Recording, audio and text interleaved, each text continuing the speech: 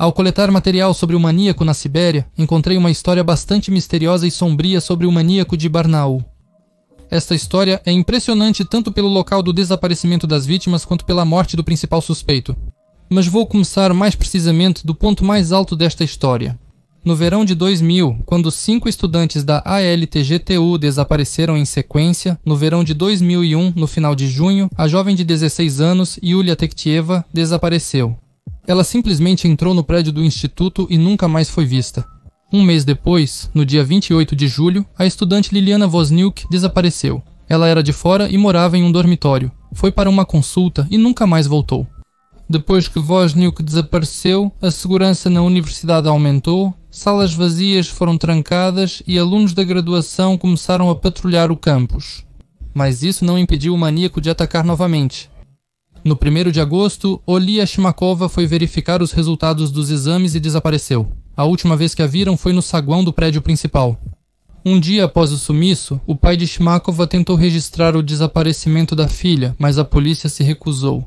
A queixa só foi aceita depois do escândalo. O pai iniciou sua própria investigação e percebeu um padrão no desaparecimento das garotas. Ele tentou informar o investigador, mas este se recusou a escutar. Em 8 de agosto, Angela Burdakova, 17 anos, desaparece. Ela foi ao gabinete 214 para preencher uma solicitação para a sessão paga, pegou o formulário, saiu para o corredor e desapareceu. Curiosamente, os pais de Burdakova imediatamente soaram seu alarme. Mas a liderança da cidade declarou: "Estamos em meio a uma celebração. Vocês querem colocar todos em alerta?" A política de silêncio foi adotada. Desconhecidos começaram a rasgar folhetos com fotos de Burdakova. Uma onda de rumores se espalhou pela cidade, provocando pânico na população. Parecia que todos em Barnaul tinham ouvido falar dos misteriosos desaparecimentos. No dia 15 de agosto, Xenia Kirgizova, que havia sido aprovada nos exames de admissão, desaparece. Xenia foi vista pela última vez por uma amiga na entrada do prédio principal. Um detalhe crucial: os desaparecimentos de agosto aconteceram nas terças-feiras. O pai de Xenia Kirgizova era um empresário influente e, após sua interferência, as investigações foram reclassificadas como criminais e consolidadas em uma série. Começa uma busca em larga escala. Anteriormente, parecia que a evidência por si só iria parar. O pai de Kirgizova até deu seus homens para ajudar a polícia a inspecionar conjuntamente os carros suspeitos saindo da cidade. Mas o tempo foi perdido. Ao que parece, as orientações para os desaparecidos só começaram a surgir na polícia no fim de agosto. Os moradores de Kirgizova checaram estações de trem, postos de controle e trânsito em Barnaul e arredores, mas não encontraram orientações em nenhum lugar. A polícia não procurou as meninas. Fato chocante: pais e membros da comunidade imprimiram folhetos por conta própria, e os telefones fornecidos pela polícia para receber informações do público não funcionavam.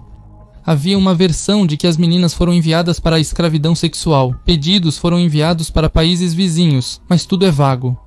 No início de setembro, 2 milhas de distância da Vila do Sul, as roupas de Kirgizovoi foram encontradas. As roupas estavam rasgadas nos bolsos. Foi encontrada a planta da universidade e um certificado de estudante.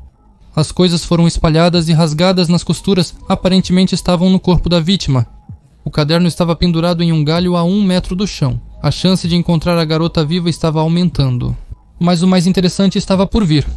Investigando os arredores da Vila do Sul, pesquisadores encontraram 5 túmulos frescos no cemitério local. A evidência parecia estar próxima de solucionar o mistério, mas os túmulos estavam vazios. Os moradores locais desconheciam sua origem. O maníaco estava brincando com as evidências. Vale a pena notar este momento que mostra a astúcia e a perversidade do maníaco.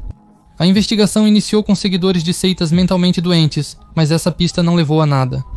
As buscas em larga escala revelaram descobertas como crânios de freiras reprimidas nos anos 1920 e extremidades amputadas, não enterradas pelos funcionários do necrotério local.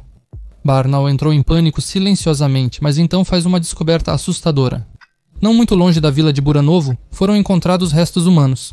Curiosamente, o local onde os restos foram descobertos era bem conhecido tanto pelos moradores locais quanto pelas autoridades.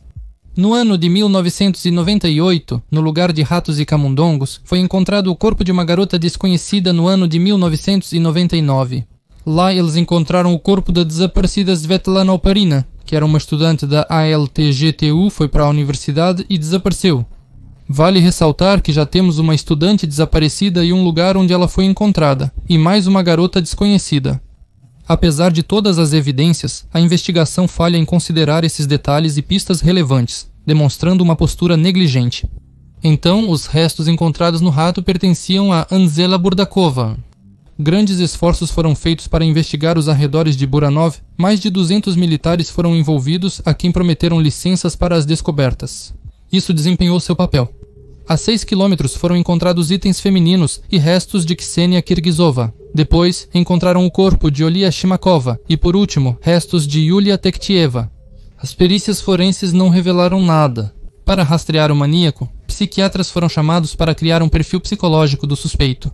O maníaco, de 35 a 40 anos, tinha família e filhos, e conseguia se ausentar regularmente sem suspeitas.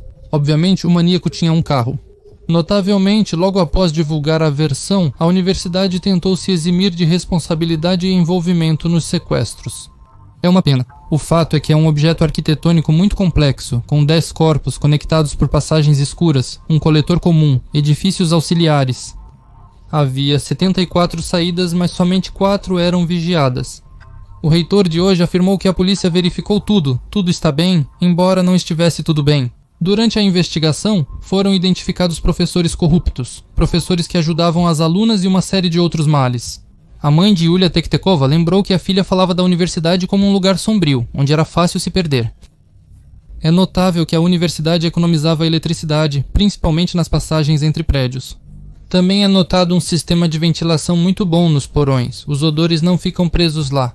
Posição interessante da universidade. Até 15 de agosto, nenhuma prevenção de roubos foi realizada. No dia 2 de agosto, houve uma contagem oficial dos orçamentistas e nem mesmo foi anunciado o desaparecimento das meninas. Também foi descoberto que antes da varredura da universidade pelos policiais com cães, houve um incêndio em um dos gabinetes. As consequências foram eliminadas no dia seguinte, e os funcionários da universidade esconderam cuidadosamente esse incidente. Até uma pista israelense surgiu no caso. Alguém ligou para o pai de Shimakova, se apresentou como sendo de Israel, deu o sobrenome Cherny Ivan e disse que a garota está aqui, em Israel. Foi posteriormente estabelecido que Cherny Ivan realmente existe e vive em Israel, mas ele não ligou para o pai de Shimakova, e seus dados estão nos diretórios telefônicos em Israel.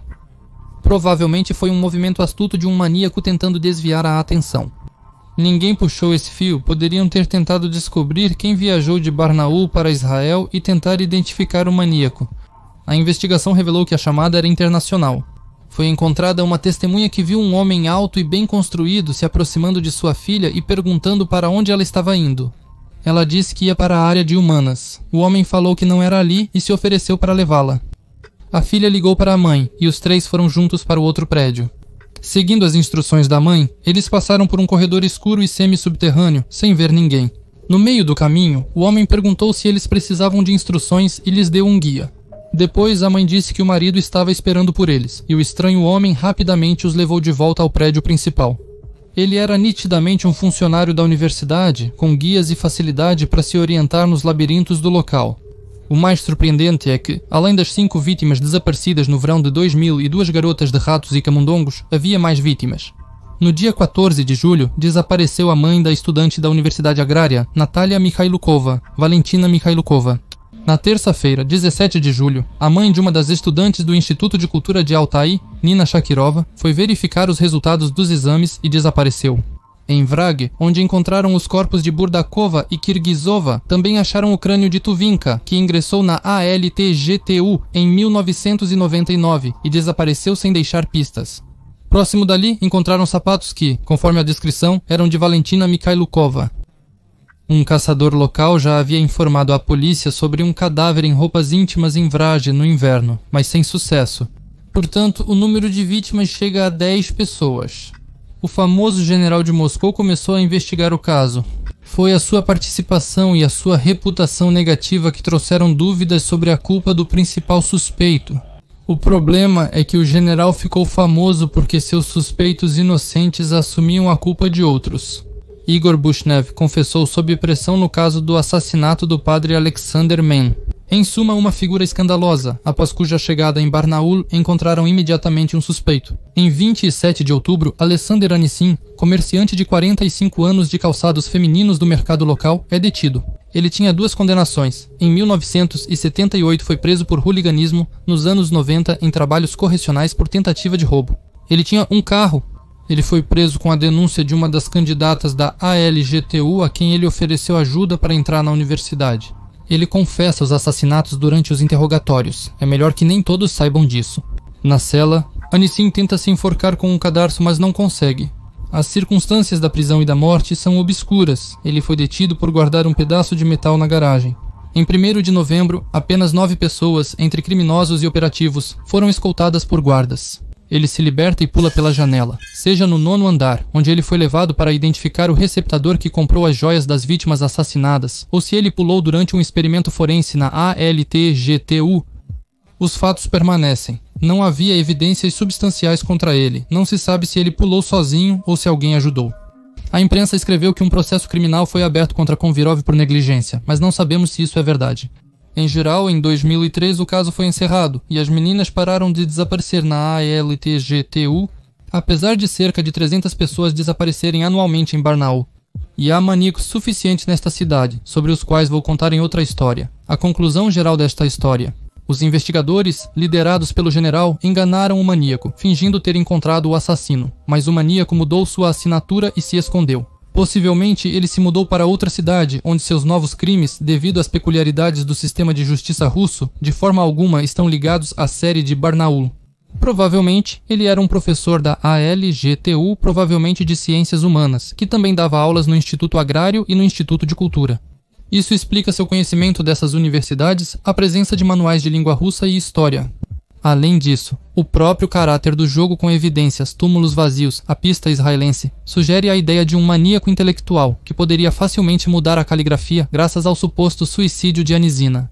Criticando a investigação que assumia equivocadamente que todos os assassinatos foram cometidos por um doente mental incapaz de variar o método devido à estupidez. Em resumo, uma situação de benefício mútuo surgiu para ambos, o investigador e o maníaco. 10 vítimas foram atribuídas ao suicida e com isso se acalmaram.